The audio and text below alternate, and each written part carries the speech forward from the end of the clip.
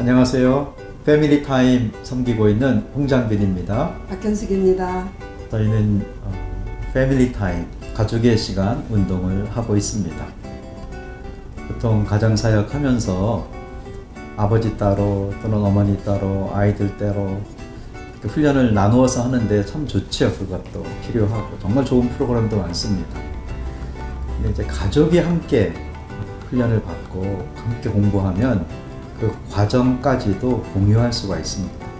그래서 가족의 시간, 가족은 함께 시간을 보내야 되죠. 그래서 패밀리 타임, 부부 이야기, 자녀 관계, 가족 모임 이런 주제로 가정사역으로 섬기고 있습니다. 하나님 아이를 키워라 책을 쓰고 자녀 양육 세미나를 참 많이 했는데 하고 나서 우리 부부가 정리한 것은 아이를 잘 키우려면 부부 관계가 건강해야 된다. 그래서 하나님 부부로 살아가기를 공저를 했고요. 그리고 이제 그 책으로 방송을 하면서 제안하는 글, 이렇게 살아보시죠. 그런 글을 쓰고 싶었고요. 하나님 부부로 살아가기에 실전편으로 부부가 함께 공부할 수 있는 부부교실을 운영할 수 있는 교재로 쓴 겁니다. 그 역할 이전에 그 사람의 정체성, 아주 본질적인 그걸 알아야 되는데 참 놀라운 진리인데 우리가 깜빡하는 것이 하나님이 남편을 만드신 게 아니에요. 아버지를 만드신 것도 아니고 하나님은 마태복음 19장 4절에서 6절에 사람을 지으신 이가 본래 남자와 여자로 만드시고 둘이 한 몸이 되었다. 하나님이 우리를 남자와 여자로 만들었습니다. 그거는 성 정체성이라고 할 수도 있고 아주 본질적인 건데 그게 먼저 채워지면 그 뒤의 역할, 본인들의 선택에 의한 그 역할은 쉽게 따라옵니다. 그래서 남자로서 먼저 만족이 돼야죠. 채워져야 되고 행복해야 되고 그렇게 되면은 남편과 아빠 역할도 쉽게 할 수가 있고 직장 안에서 또는 세상 속에서 그리스도인으로서 잘 살 수가 있습니다. 아내가 남편을 남자로서 좀 인정해주고 세워주고 잘했다고 말해주고 그건 정말 최고의 자신감을 갖게 합니다. 아내들은 존재 자체로 용납받고 싶은 것 같아요. 여자들은. 하나님 우리를 여자를 그렇게 지으셨어요. 그러니까 에베소서에 보면은 남편은 아내를 사랑해라 이렇게 말했거든요. 근데 이 사랑을 받을 때 아내들은 가장 행복하고 여자들은 가장 행복해요. 진짜 존재 자체를 인정받는 말은 뭐냐면 예쁘다는 말이에요. 내가 전체가 용납받는 거구나 이런 느낌?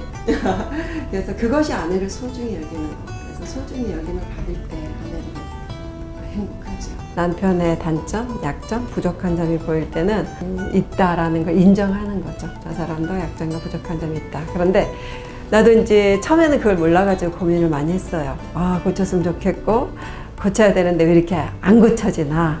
그래서 처음에는 힘들었어요. 남편의 단점, 약점을 보면서 힘들었는데 어느 날 이런 생각이 드는 거예요.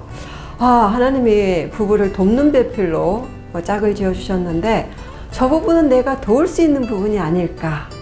그래서 기도를 바꿨어요. 이렇게 하나님, 저 부분을 내가 어떻게 도울까요? 근데 정말로 신기한 것은 그렇게 기도한 즉시 내 마음이 편해진 거예요.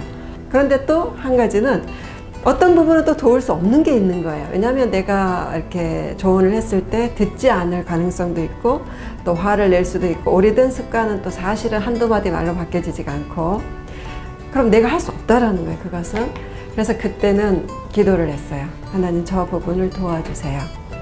부부는 좀 기다려주고 인내하고 이러는 것이 필요한 것 같아요. 그리고 또 한 가지는 이제 이건 약점이 아니라 부족한 점. 우리는 다 부족하기 때문에 결혼하거든요. 내가 도와줄 수 있는 부분은 내가 도와주고 내가 도와줄 수 없는 부분은 하나님께 기도한다. 그렇지만 내가 줄 수 있는 부분일지라도 도와주는 방법도 중요하겠죠.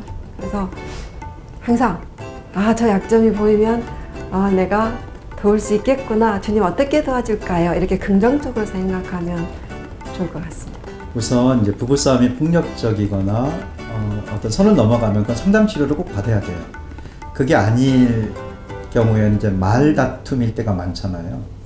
처음에는 말다툼 하려고 한 게 아니에요. 그냥 둘이 얘기를 하고 그냥 편하게 얘기하다가 얘기가 진행되다가 싸우는 경우가 있거든요. 그럴 때는 중요한 원인이 있습니다.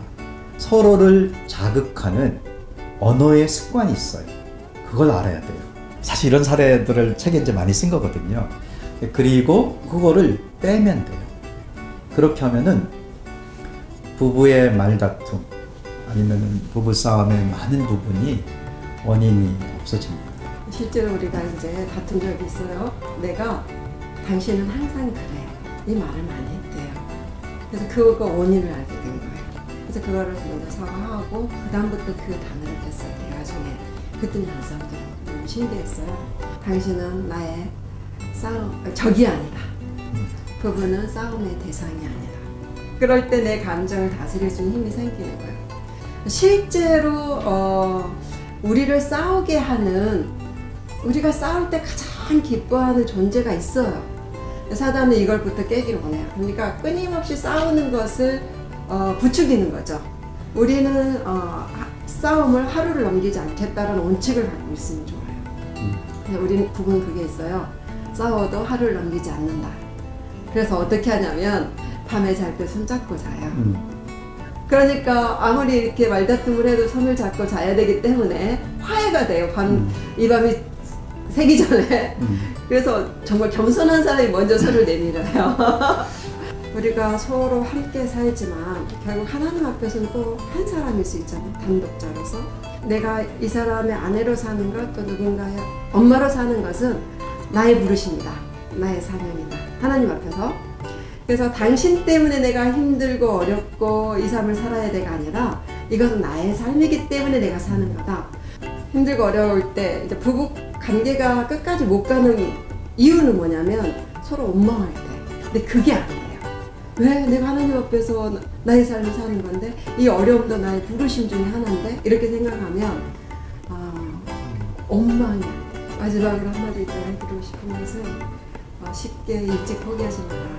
오래 살수록 더 사랑이 깊어지고 행복할 수 있다. 그래서 오래 살아라. 둘이 이런 얘기를 드리고 싶습니다.